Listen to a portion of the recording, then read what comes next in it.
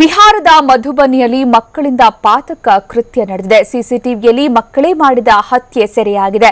ಮಕ್ಕಳು ಆಟವಾಡೋದಕ್ಕೆ ಹೋಗಿ ಓರ್ವನ ಪ್ರಾಣ ಬಲಿಯಾದಂತಹ ಘಟನೆ ನಡೆದಿದ್ದು, ಕಾಲುವೆಯ ಸೇತುವೆ ದಂಡೆ ಮೇಲೆ ಮಕ್ಕಳು ಕುಳಿತಿದ್ರು. ಮೂವರು ಬಾಲಕರ ಮಧ್ಯೆ ಯಾವುದೋ ವಿಚಾರಕ್ಕೆ ಜಗಳ ಆಗಿದೆ. ಈ ಜಗಳ ಆದಂತಹ ಸಂದರ್ಭದಲ್ಲಿ ಓರ್ವನನ್ನ ಎತ್ತಿ ಕಾಲುವೆಗೆ ಎಸೆಯೋದಕ್ಕೆ ಮತ್ತೋರ್ವ ಬಾಲಕ ಮುಂದಾಗ್ತಾನೆ. ಬೀಳಲು ಮುಂದಾಗಿದ್ದವನ ನೆರವಿಗೆ ಆತನ ಸಹೋದರ ಬರ್ತಾನೆ. ಆ ಸಂದರ್ಭ ತಳ್ಳಲು ಮುಂದಾದವನನ್ನೇ ಸಹೋದರರು ನೀರಿಗೆ ತಳ್ಳಿದಂತಹ ಘಟನೆ ನಡೆದಿದೆ. ಕಾಲುವೆಯ ನೀರಲ್ಲಿ ಈಗ ಬಾಲಕ ಕೊಚ್ಚಿ ಹೋಗಿ ದುರ್ಮರಣಕ್ಕೀಡಾಗಿದ್ದಾನೆ.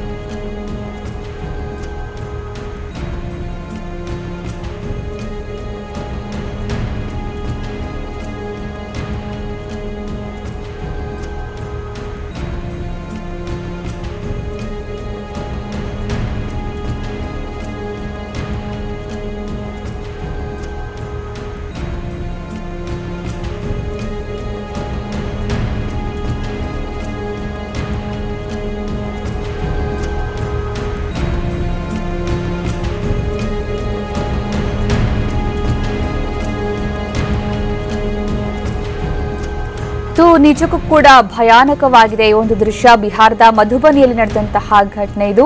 ಮಕ್ಕಳು ನಡೆಸಿರುವಂತಹ ಪಾತಕ ಕೃತ್ಯ ಸಿಸಿಟಿವಿಯಲ್ಲಿ ರೆಕಾರ್ಡ್ ಆಗಿರುವಂತಹ ದೃಶ್ಯ ನಾವೀಗ ನೋಡ್ತಾ ಇರೋದು.